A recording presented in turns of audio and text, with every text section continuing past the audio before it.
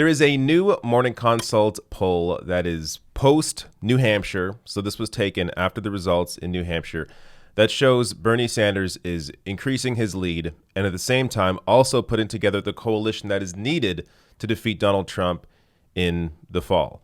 So let me go through the points here. So this is the headline: Sanders cements frontrunner status after New Hampshire win. So let's go down to where this race is at, according to this Morning Consult poll. Sanders opens up 10-point lead over Biden after New Hampshire. Democratic primary voters were asked whom they would vote for if the primary or caucus were held in their state today. So Sanders here with the biggest boost, +4. He's now at 29%. He was already leading pre-New Hampshire. Now he's opened up his lead to 10 points over Joe Biden.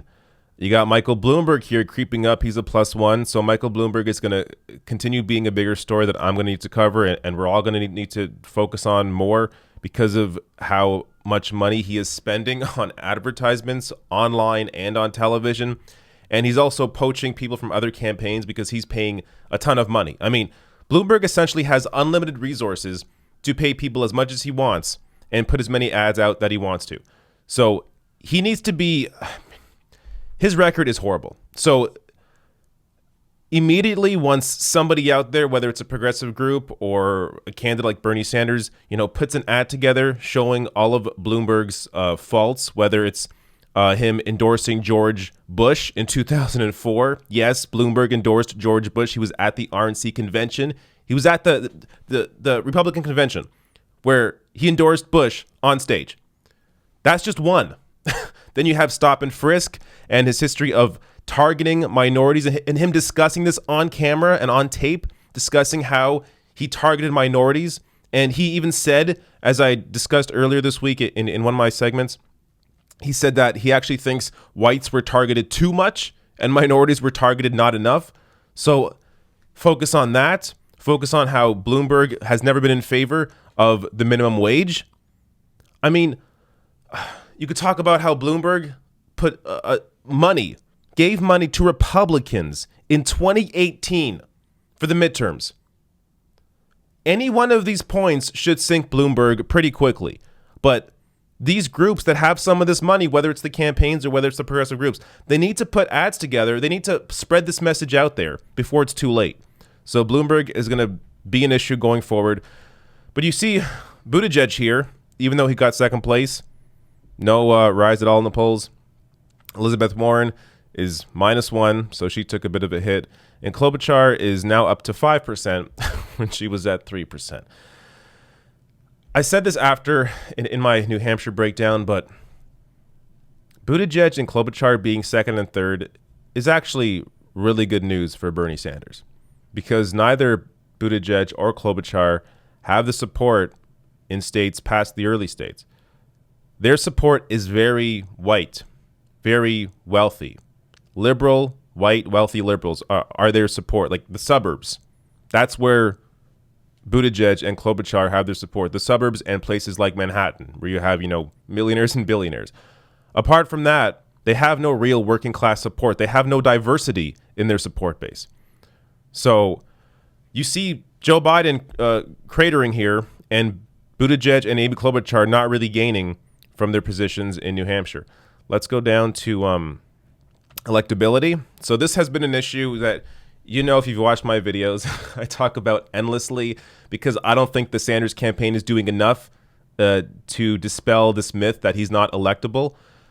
Because cable news harps on this so often in such a disingenuous way, Bernie Sanders really needs to talk more about electability. How he is, and he did a bit of this at the debate, and is doing a bit of this now in speeches, but he needs to do more of this.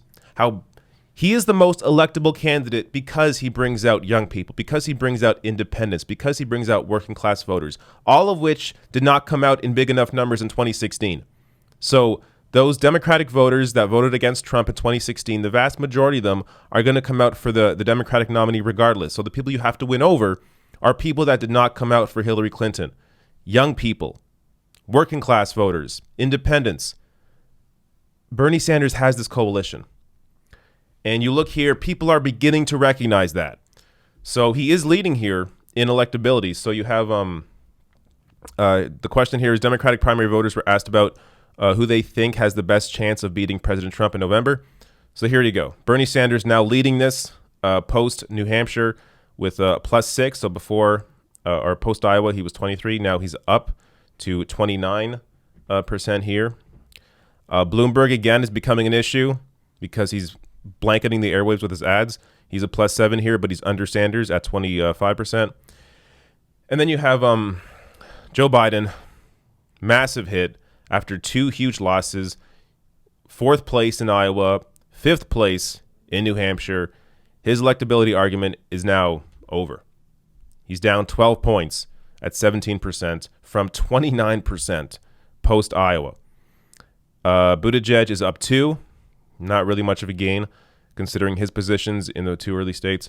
And Elizabeth Warren down 4, and Amy Klobuchar up 2. Again, like, they have no hope. Buttigieg and Klobuchar and Warren, I'm not worried about, and I'm not even really worried about Biden anymore. I'm worried about what Bloomberg's going to do with his money. And let's look at this. What voters are thinking after New Hampshire. So this is agree, don't know, and disagree. So I'm happy with the results of the New Hampshire primary.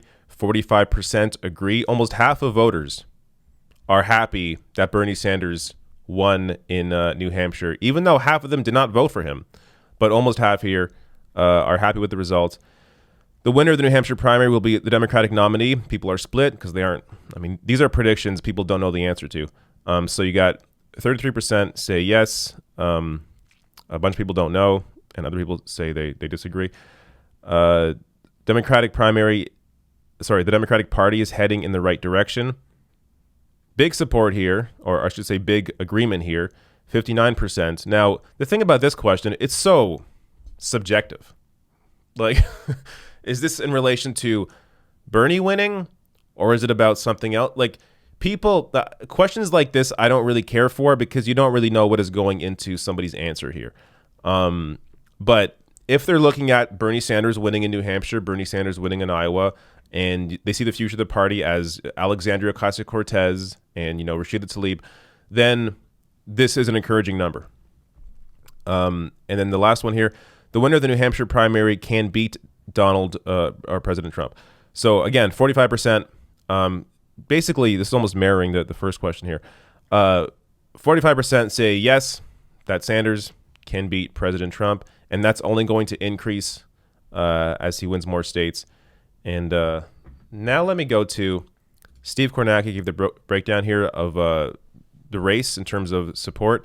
So for Morning Consult poll, black voters are 34% with Biden. So Biden's still in the first with black voters here. Sanders, 30%. So just behind Biden. And he doesn't have the decreases and increases here, but I believe this is Sanders is increasing here while Biden is dropping. Bloomberg, 19% in third place, and then no one else is even really close here. Warren, Buttigieg, Steyer, Klobuchar. Among white voters, Sanders is leading by almost 10 points with 28%. Bloomberg's in second place with 19%. Biden's third place with 15%. And you got Hispanic voters here. Sanders with a huge lead, 48% to Bloomberg at 17% and Biden at 13%.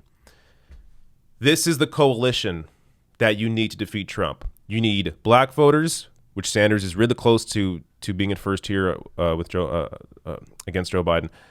White voters and Hispanic voters.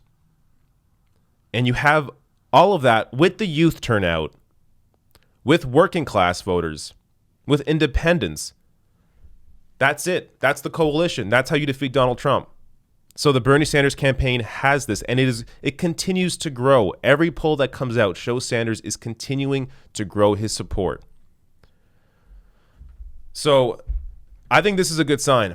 I know there's a lot of negative news out there, and it's definitely gotten me down at points, but it's important to kind of recenter yourself here and understand that the Sanders campaign, Bernie Sanders, is in the position that we want him to be in. He is the front runner. His support is growing, and it's only going to increase. And look, I don't want to make predictions, but from the looks of it, Super Tuesday is going to be really good for Bernie Sanders.